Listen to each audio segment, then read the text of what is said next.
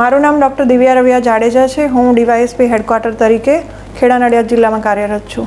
દિવ્યાબેન, જે મૌધાની અંદર 61 લાખની જે સાયબર ફ્રોડ બનેલી છે વૃદ્ધ દંપતી પાસે, આપની શું કાર્યવાહી અને શું કહેશો એ બાબતે?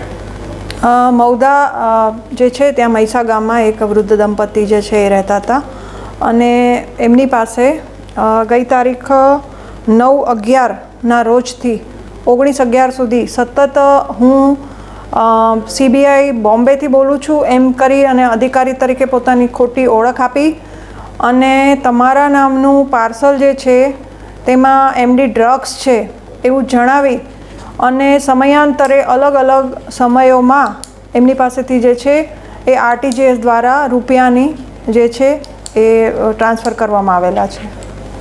આ બાબતે હવે શું અહીં ખેડા જિલ્લામાં આવા કેટલા ક્રાઇમ બનેલા છે અને કેવા પગલાં ભરેલા છે?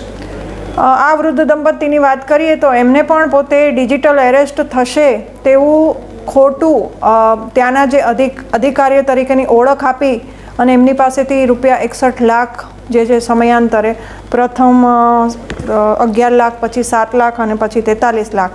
જ્યારે આ વૃદ્ધ દંપતી પાસે પૈસા પણ નહોતા ત્યારે એમણે સોનું વેચી અને જે છે RTGS દ્વારા જે છે આરોપીઓના અલગ અલગ ખાતાઓમાં જે છે પૈસા જમા કરાવેલા છે.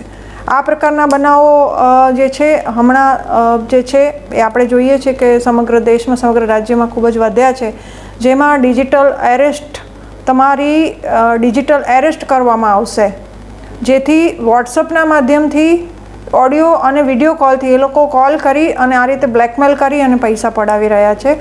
આમાં ગુનો દાખલ કરી મૌધા પોલીસ સ્ટેશનમાં અમે હાલ ગુનો દાખલ કરેલ છે અને વિવિધ પાસાઓ દરેક તબક્કાઓ પર જે દરેક ઝીણામાં ઝીણી બાબત છે એની અમે તપાસ કરી રહ્યા છીએ. વોટ્સઅપ નંબર છે તો કોના નામે રજીસ્ટર થયા છે, બાકી જે કોલ કરેલ છે એ વ્યક્તિ કોણ છે, એમના જે કોલ ડિટેલ છે CDR મંગાવવાની પ્રક્રિયા ચાલુ છે. ઉપરાંત એમના જે લોકેશન છે એ ટ્રેસ કરી અને એમના સુધી પહોંચી અને જે છે આ જે ગુનાનો છે એ જે હકીકત મેળવવાની પ્રક્રિયા ચાલુ છે.